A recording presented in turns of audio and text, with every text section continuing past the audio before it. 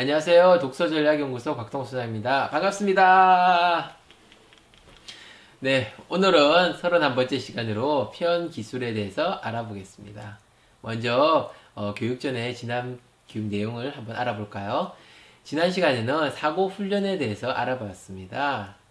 단어와 문장 훈련 혹시 기억나시겠죠? 예. 단어는요 1분 내로 작성을 한다. 그리고 문장은 5분 내로 작성한다고 말씀드렸습니다. 이때 중요한 게 뭐다? 주제가 주어지면 주제를 파악해가지고 내가 생각나고 뭔가 떠오르는 거 끊임없이 쓴다 그랬습니다. 쓸 때 기억이 안 난다? 그때 어떻게 한다? 스스로에게 끊임없이 질문을 하는 거죠. 그리고 질문을 써도 됩니다. 그리고 질문의 답을 쓰면서 계속 쓰면 되겠죠. 이때 멈추면 된다, 안 된다? 안 된다. 계속 쓰는 과정을 통해서 우리는 사고를 자극시키고 그리고 끊임없는 사고를 할 수 있는 어떤 환경을 만들어 준다고 이야기했습니다. 이렇게 사고 훈련하는 목적은요, 사고의 어떤 방법을 숙달하는 거죠. 사고의 방법은 뭐다? 그렇죠. 연결과 구성. 단어가 주어지면 그 단어와 끊임없이 단어를 연결하고, 문장이 주어 그 문장과 끊임없이 연결하는 과정이죠. 구성은 언제 할까요? 그렇죠. 단어를 할 때는 구성을 하기 어렵고요. 문장을 쓸 때, 나중에 이제 처음에는 안 되는데요. 계속 쓰다 보면은 나중에 되면은 문장이 나오면서 자체적으로 구성이 나오기 시작합니다. 그리고 나서 그게 안 되면 그 다음에 이제 인위적으로 구성 작업을 하는 거죠. 뭐죠? 그 방법이 바로 태고 과정입니다. 그래서 지난번에는 태고까지는 이야기 안 했어요. 우선은 가장 중요한 이런 연결 훈련부터 해야 되기 때문에 이런 훈련을 통해 가지고 또 우리가 얻을 수 있는 것은 사고의 넓이와 깊이겠죠. 우리가 글을 쓰고 말을 하고 끊임없이 하다 보면 내가 생각하던 것보다 더 많은 사고들이 꼬리에 꼬리를 물고 일어납니다. 그 과정에서 여러분들은 사고가 더 넓어지고 더 깊어지는 계기가 되는 거죠.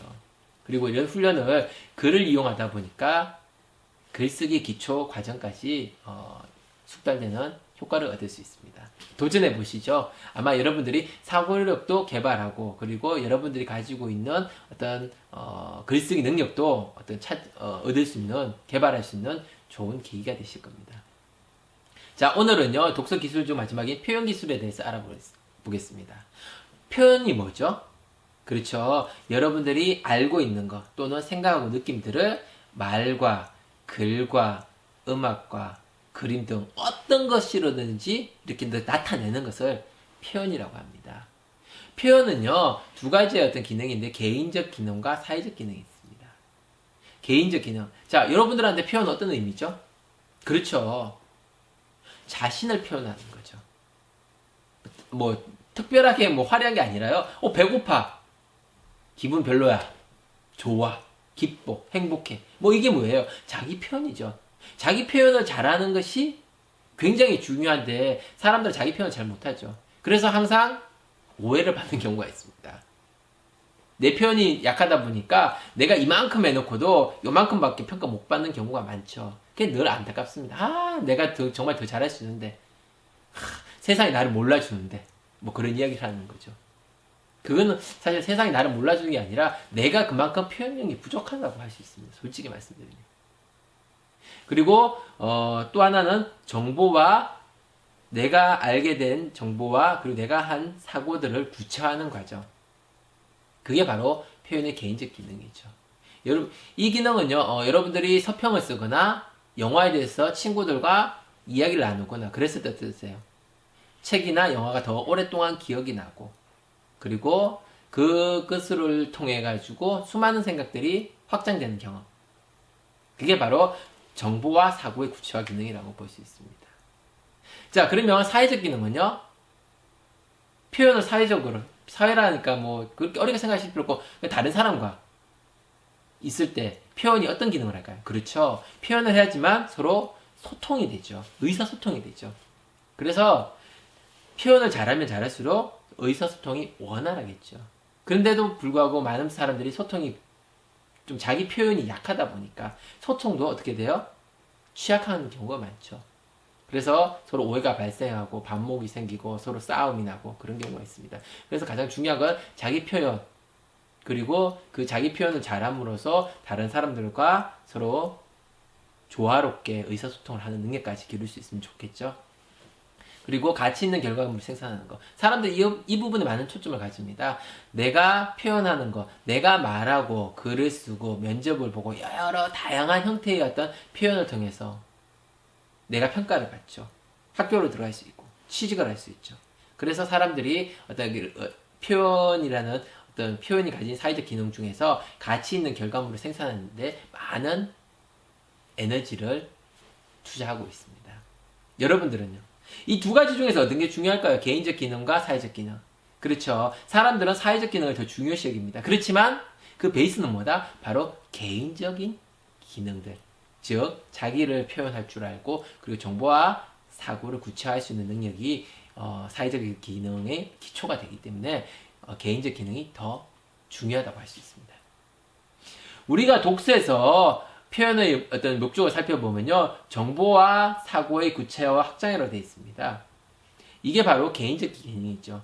개인적 기능을 통해서 이걸 숙달하면 당연히 사회적 기능도 잘할 가능성이 높아지기 때문에. 표현의 대상은요, 인지적인 정보, 인지된 정보와 그리고 사고한 결과라 했습니다. 여러분들이 독서 목적을 어디에 두느냐, 내가 책을 제대로 파악해 보겠다, 저자와 소통해 보겠다, 책을 통해서 무언가 명확하게 무언가 얻고자 한다. 그러면 뭐죠? 핵심 정보, 그리고 구성, 그리고 저자의 메시지를 확인하게 되면 책에 더 깊이 들어갈 수 있고 저자와 다양한 커뮤니케이션을 할 수 있습니다. 그리고 나서 내가 이 책에 대해서 내가 가진 느낌이나 생각들을 구체하겠다. 그리고 내가 어떻게 실천한 항목을 뽑아내고 그 실천한 항목을 어떻게 실천하겠다를 파악하고 그것을 표현한다면 어떨까요? 책을 읽고 훨씬 더 많은 것을 얻을 수 있는 기회가 되지 않겠습니까?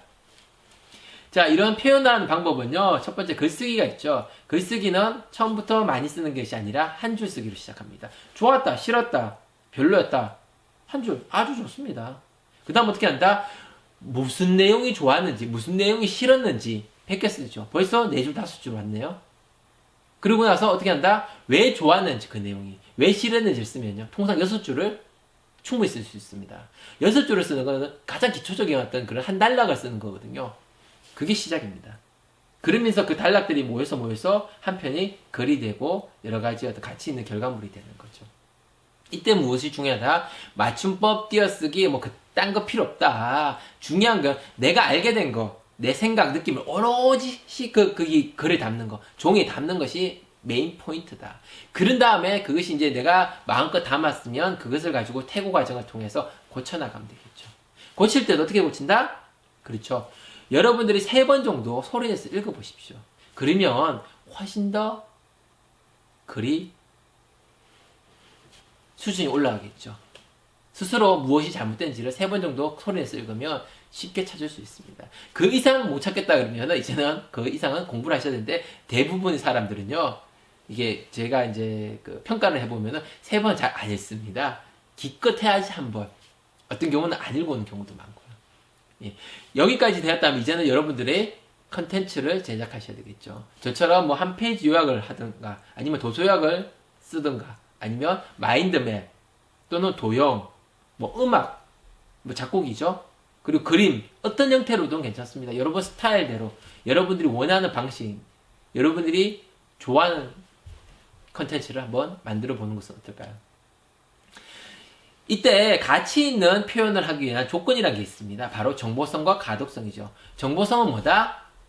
다른 사람이 와 괜찮은데, 와 유익한데, 오 필요한데, 이런 게 정보성이고, 가독성은요 눈에 쏙쏙 들어오고 귀에 쏙쏙 들어오는 것이 가독성이라고 보시면 되겠습니다. 정보성은 처음에는요, 정보성을 담기는 쉽지 않겠죠. 가장 처음에는 어떻게 한다? 자신의 생각을 이렇게 보편적인 생각, 좋다 나쁘다 이런 보편적인 생각이 아니라 자신만의 색깔을 가진 생각을 담는 것이 중요합니다. 두 번째는 그 자신만의 생각을 담을 때 다른 사람들이 공감할 수 있는, 니즈를 충족할 수 있는 정보를 담는 거. 오 괜찮은데?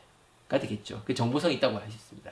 가독성은요, 형식과 구성으로 나눌 수 있죠. 형식은 말을 할 때는 말의 고저 또는 속도, 이런 것이 발음, 이런 것이 좌우하겠죠. 글쓰기는 띄어쓰기, 그리고 글씨체, 잘 쓰는 것이 중요한 게 아니라 또박또박 다른 사람이 알아먹게 쓸 수 있는 것. 이 정도만 하셔도 충분합니다. 그리고 내용적인 어떤 그런 구성에서는요, 내용의 어떤 구성과 어떤 문장의 구성을 보는데, 내용의 구성이라는 것은 뭐 간단하게 서론, 본론, 결론, 발단, 전개, 의기, 절정, 결말, 글의 흐름을 이야기하죠. 글의 흐름. 그리고 주제와 내용 간의 관계성. 이게 내용의 구성이라고 볼 수 있고요. 그리고 문장의 구성은 문장 기술과 관련된 내용이겠죠. 이 부분은 솔직히 좀 복잡합니다. 그래서 뭐 저도 잘 신경을 못 쓰는 부분이에요. 근데 간단하게 말씀드리면요. 간결하고 명료한 문장을 쓰는 것이 중요하다. 그럼 어떤 게 간결하고 명료한 문장이냐? 짧은 문장. 대부분 사람들이요. 짧은 문장으로 쓰지 않고 대부분 길게 씁니다. 그러니까 쉽게 생각해가지고 2줄, 막 3줄 이렇게 써요. 논문 같으면 4줄, 5줄도 한 문장으로 쓰는 경우가 있습니다. 그런 게 아니라 한 줄 정도 되는 글을 써라. 왜? 대부분 사람들이 길게 쓰니까. 근데 모든 글을 이렇게 한 줄로 쓰면요, 글이 건조해집니다, 사실은. 근데 처음에는 한 문장으로, 그러니까 한 문장을 한 줄 정도로 쓰시고, 나중에 익숙해지시면 한 두 줄 정도 이렇게 섞어가면서 쓰는 것이 좋습니다. 그리고 한 문장에 가능하면 한 개의 의미를 담는 게 좋겠죠. 한 문장에 여러 가지의 어떤 의미를 담아버리면요, 어떤 의미인지 헷갈리는 경우가 많아요. 그래서 한 문장에 한 의미만 담는 것이 중요하다. 그리고 필요 없는 조사, 서술어, 반복되는 거, 그런 것은 좀 삭제를 하는 게 좋겠죠. 예. 그리고, 뭐, 이 정도만 쓰셔도 아마 문장 기술에서는 괜찮으실 겁니다. 정리하면 짧게 쓰라. 그리고 한 문장에 하나의 의미만 담아라. 그리고, 조사나 서술어를 반복적으로, 똑같은 어떤 조사나 서술어를 반복해서 쓰지 마라. 이 정도만 생각하시면 좋을 것 같아요. 필요하시면 문장 기술에 관련된 책을 검색해 보시면 많은 책이 나와 있으니까 한 번 정도는 읽어보시는 것이 좋을 것 같습니다. 자, 표현을 가속화시키는 기술은 뭐가 있다? 뭐 한 페이지 요약, 도서 요약 이런 게 아니라 가장 쉬운 일기입니다. 많은 분들이 이런 일기를 이야기하니까 그게 될까? 그런 얘기를 하시는데 일기만큼 좋은 게 없죠. 일기가 좋은 이유는요, 매일매일 쓸 수 있기 때문에, 규칙적으로 쓸 수 있기 때문에. 매일매일은 아니라도 상관없습니다. 규칙적으로 쓸 수 있기 때문에. 일기를 쓰면서 우리는 사실적인 내용을 기록합니다. 하루에 있었던 일이 어떤 것이 있었는지. 그 과정을 통해서 인지적 사고를 개발할 수 있고요. 그리고 그 기록한 내용들 중에서 다 쓸 필요는 없겠죠. 그 기록한 내용들 중에서 한두 개를 뽑아서 내가 특별히 가졌던 느낌이나 생각 등을 기록하면 그게 바로 창의적 사고로 갈 수 있는 연결고리가 됩니다. 예. 그래서 뭐 이렇게 뭐 쓰라고 하면 사람들이 하는 말 있죠. 늘 같은 생활인데요. 늘 똑같은데요. 영화 본 걸 쓰셔도 되고요. 책 보신 걸 쓰셔도 되고요. 드라마 보신 걸 써도 됩니다. 어떻게 하루에 살면서 똑같을 수가 있을까요? 계속 틀린데. 그 똑같은 삶을 살고 있다면 변화를 주셔야죠. 스스로의 삶에 문제가 있지 않냐를 한번 고민해 볼 필요도 있는 것 같습니다. 일기를 계속 쓰면요. 좋은 점. 개인의 역사가 되겠죠. 사마천의 4개월 전에 쓴 사마천은요.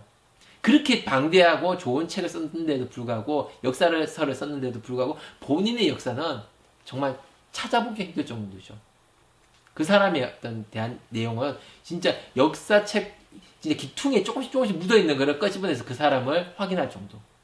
예. 그래서 여러분들이 역사를 쓰신다면, 열기를 쓰신다면 여러분들이 나중에 위대한 사람이 됐을 때 여러분들 후손들이 여러분들을 아는데 훨씬 도움이 되지 않을까요? 그리고 지속적인 사고 연습과 기회를 부여할 수 있다는 것이 좋은 점이고요. 마지막으로 머릿속에 있던 막연한 어떤 사실, 느낌, 생각들을 표현할 수 있는 가장 효과적인 기회라고 보시면 되겠습니다. 그래서 일기를 한번 오늘부터라도 써보는 것은 어떨까요? 물론 매일매일 안 쓰셔도 됩니다. 일주일에 한 번은 좀 짧겠죠. 너무 좀 그렇죠. 일주일에 한 2-3번 정도 어떨까요? 자, 오늘의 핵심입니다. 오늘은요, 읽고, 사고하고, 표현하기 중 표현의 기술을 이야기했습니다. 목적은 뭐다? 인지 및 사고를 구체화하는 것이다. 그리고 그 대상은 인지된 정보와 그리고 사고한 결과물이 되고요. 방법은 우리가 말하기와 글쓰기를 활용한다고 했습니다. 물론 이것만 있는 건 아닙니다. 음악, 그림, 뭐 등등등 다양하다고 그랬습니다. 가장 효과적이고 가장 간편하기 때문에 이런 방법을 추천해 드린다고 했습니다. 그리고 결론적으로 이런 표현을 가속화시키는 훈련은 뭐다? 바로 규칙적인 글쓰기. 가장 쉬운 방법이 뭐다? 일기라고 말씀드렸습니다. 오늘은 여기까지 하고요. 다음 시간에는 이런 표현 훈련을 하는 방법에 대해서 알아보겠습니다. 모두들 고생하셨습니다.